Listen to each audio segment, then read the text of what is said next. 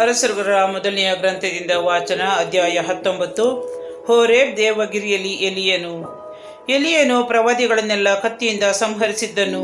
ಅವನು ಮಾಡಿದ ಬೇರೆ ಎಲ್ಲ ಕಾರ್ಯಗಳನ್ನು ಅಹಾಬನು ಇಜಬೇಲಳಿಗೆ ತಿಳಿಸಿದನು. ಆಕೆ ಎಲಿಯನ ಬಳಿಗೆ ದೂತರನ್ನು ಕಳುಹಿಸಿ, ನೀನು ಪ್ರವಾದಿಗಳ ಪ್ರಾಣವನ್ನು ತೆಗೆದಂತೆ ನಾಳೆ ಇಷ್ಟು ಹೊತ್ತಿಗೆ ನಾನು ನಿನ್ನ ಪ್ರಾಣವನ್ನು ತೆಗೆಯದೆ ಹೋದರೆ ದೇವತೆಗಳು ನನಗೆ ಬೇಕಾದುದನ್ನು ಮಾಡಲಿ ಎಂದು ಹೇಳಿ ಕಳುಹಿಸಿದಳು. ಅವನು ಇದನ್ನು ಕೇಳಿದೊಡನೆ ತನ್ನ ಪ್ರಾಣ ರಕ್ಷಣೆಗಾಗಿ ಅಲ್ಲಿಂದ ಹೊರಟು ಜುದೇಯದ ಬೇರ್ಷೆಬಕ್ಕೆ ಬಂದು ಅಲ್ಲಿ ತನ್ನ ಸೇವಕನನ್ನು ಬೀಳ್ಕೊಟ್ಟನು. ತರುವಾಯ ತಾನೊಬ್ಬನೇ ಭೂಮಿಯಲ್ಲಿ ಒಂದು ದಿವಸದ ಪ್ರಯಾಣದಷ್ಟು ದೂರ ಹೋಗಿ ಒಂದು ಜಾಲಿಗಿಡದ ಕೆಳಗೆ ಕುಳಿತುಕೊಂಡು ಮರಣವನ್ನು ಅಪೇಕ್ಷಿಸಿದನು. ಸರ್ವೇಶ್ವರ, ನನಗೆ ಸಾಕಾಯಿತು, ನನ್ನ ಪ್ರಾಣವನ್ನು ತೆಗೆದು ಬಿಡಿ, ನಾನು ಪೂರ್ವಜರಿಗಿಂತ ನಾನು ಉತ್ತಮನಲ್ಲ ಎಂದು ದೇವರನ್ನು ಪ್ರಾರ್ಥಿಸಿದನು. ಬಳಿಕ ಅದೇ ಗಿಡದ ಕೆಳಗೆ ಮಲಗಿಕೊಂಡು ನಿದ್ರೆ ಮಾಡಿದನು. ಕೂಡಲೇ ಒಬ್ಬ ದೇವದೂತನು ಅವನನ್ನು ತಟ್ಟಿ, ಎದ್ದು ಊಟ ಮಾಡು ಎಂದು ಹೇಳಿದನು. ಎಲಿಯನು ಎದ್ದು ಸುತ್ತಲೂ ನೋಡಿದನು. ಕೆಂಡದ ಮೇಲೆ ಸುಟ್ಟ ರೊಟ್ಟಿಯು ಒಂದು ತಂಬಿಗೆ ನೀರು ತನ್ನ ತಲೆಯ ಹತ್ತಿರ ಇದ್ದವು. ಅವುಗಳನ್ನು ತೆಗೆದುಕೊಂಡು ತಿಂದು ಕುಡಿದು ಪುನಃ ಮಲಗಿದನು. ಸರ್ವೇಶ್ವರನ ದೂತನು ಎರಡನೆಯ ಸಾರಿ ಬಂದು ಅವನನ್ನು ತಟ್ಟಿ, ಎದ್ದು ಊಟ ಮಾಡು, ನೀನು ನಿನ್ನ ಶಕ್ತಿ ಮೀರುವಷ್ಟು ಪ್ರಯಾಣ ಮಾಡಬೇಕಾಗಿದೆ ಎಂದನು. ಅವನು ಎದ್ದು ತಿಂದು ಕುಡಿದು ಅದರ ಬಲದಿಂದ 40 ದಿವಸ ಹಗಲಿರಳು ಪ್ರಯಾಣ ಮಾಡಿದನು. ದೇವಗಿರಿಯಾದ ಹೋರೇಬನ್ನು ಮುಟ್ಟಿ ಅಲ್ಲಿನ ಒಂದು ಗವಿಯಲ್ಲಿ ಇಳಿದುಕೊಂಡನು. ಎಲಿಯನಿಗೆ ಸರ್ವೇಶ್ವರನ ಸಂದರ್ಶನ. ಆಗ ಅವನಿಗೆ ಸರ್ವೇಶ್ವರನಿಂದ, ಎಲಿಯನೇ, ಇಲ್ಲೇನು ಮಾಡುತ್ತಿರುವೆ ಎಂಬ ವಾಣಿ ಕೇಳಿಸಿತು.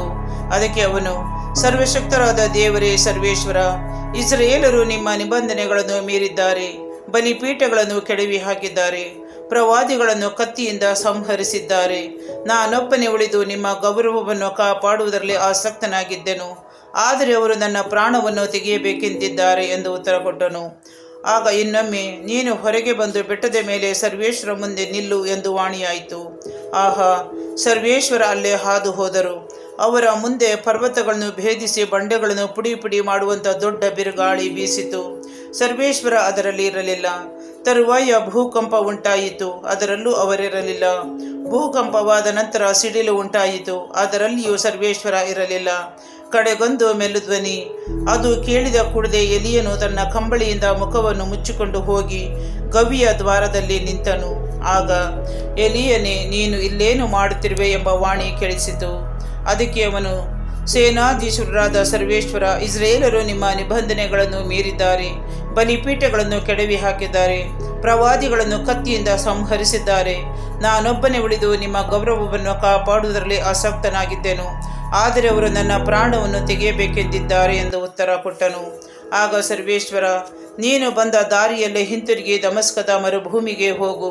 ಅಲ್ಲಿಂದ ಪಟ್ಟಣದೊಳಗೆ ಹೋಗಿ ಹಜಾಯೇಲನನ್ನು ಸಿರಿಯಾದವರ ಅರಸನನ್ನಾಗಿ ಅಭಿಷೇಕಿಸು. ನಿಮ್ಷಿಯ ಮಗ ಯೆಹೂವನ್ನು ಇಸ್ರಾಯೇಲರ ಅರಸರನ್ನಾಗಿ ಅಭಿಷೇಕಿಸು. ಆ ಬೇಲ್ ಮೊಹೋಲದವನು ಶಾಫಾಟನ ಮಗನೂ ಆದ ಎಲೀಷನನ್ನು ನಿನ್ನ ಉತ್ತರಾಧಿಕಾರಿಯಾದ ಪ್ರವಾದಿಯನ್ನಾಗಿ ಅಭಿಷೇಕಿಸು. ಹಜಾಯೇಲನ ಕತ್ತಿಗೆ ತಪ್ಪಿಸಿಕೊಂಡವರನ್ನು ಯೇಹುವು ಕೊಲ್ಲುವನು, ಇವನ ಕತ್ತಿಗೆ ತಪ್ಪಿಸಿಕೊಂಡವರನ್ನು ಎಲೀಷನು ಕೊಲ್ಲುವನು. ಆದರೆ ಬಾಳನ ವಿಗ್ರಹಕ್ಕೆ ಅಡ್ಡ ಬೀಳದೆಯೂ ಅದನ್ನು ಮುದ್ದಿಡದೆಯೂ ಇರುವ 7,000 ಮಂದಿ ಇಸ್ರಾಯೇಲರನ್ನು ಉಳಿಸುವೆನು ಎಂದು ಹೇಳಿದರು. ಎಲೀಷನ ಕರೆ. ಎಲಿಯನು ಅಲ್ಲಿಂದ ಹೊರಟು ಹೋಗಿ ಶಾಫಾಟನ ಮಗನಾದ ಎಲೀಷನನ್ನು ಕಂಡನು. ಅವನು ಹೊಲವನ್ನು ಉಳುವುದಕ್ಕೆ 12 ಜೋಡಿ ಎತ್ತುಗಳನ್ನು ತಂದು 12ನೆಯ ಜೋಡಿಯಿಂದ ತಾನಾಗಿ ಉಳಿತಿದ್ದನು. ಎಲಿಯನು ಅಲ್ಲಿಂದ ಹಾದು ಹೋಗುವಾಗ ತನ್ನ ಕಂಬಳಿಯನ್ನು ಅವನ ಮೇಲೆ ಹಾಕಿದನು. ಕೂಡಲೇ ಅವನು ಎತ್ತುಗಳನ್ನು ಬಿಟ್ಟು ಓಡುತ್ತಾ ಬಂದು ಎಲಿಯನಿಗೆ, ನನ್ನ ತಂದೆ ತಾಯಿಗಳನ್ನು ಮುದ್ದಿಟ್ಟು ಬರುವುದಕ್ಕೆ ಅಪ್ಪಣೆಯಾಗಲಿ, ಅನಂತರ ನಿನ್ನನ್ನು ಹಿಂಬಾಲಿಸುವೆನು ಎಂದನು. ಅದಕ್ಕೆ ಎಲಿಯನು, ಹೋಗಿ ಬಾ, ನಾನು ನಿನಗೆ ಮಾಡಬೇಕಾದ್ದನ್ನು ಮಾಡಿದ್ದೇನೆ ಎಂದು ಉತ್ತರ ಕೊಟ್ಟನು. ಎಲೀಷನು ಹಿಂತಿರುಗಿ ಹೋಗಿ ತಾನು ಉಳಿತಿದ್ದ ಜೋಡಿ ಎತ್ತುಗಳನ್ನು ತೆಗೆದುಕೊಂಡು ವಧಿಸಿ ಮಾಂಸವನ್ನು ನೊಗದ ಕಟ್ಟಿಗೆಯಿಂದ ಬೇಯಿಸಿ ಜನರಿಗೆ ಔತಣ ಮಾಡಿಸಿದನು. ಆ ನಂತರ ಅವನು ಎದ್ದು ಎಲಿಯನನ್ನು ಹಿಂಬಾಲಿಸಿ ಅವನ ಶಿಷ್ಯನಾದನು.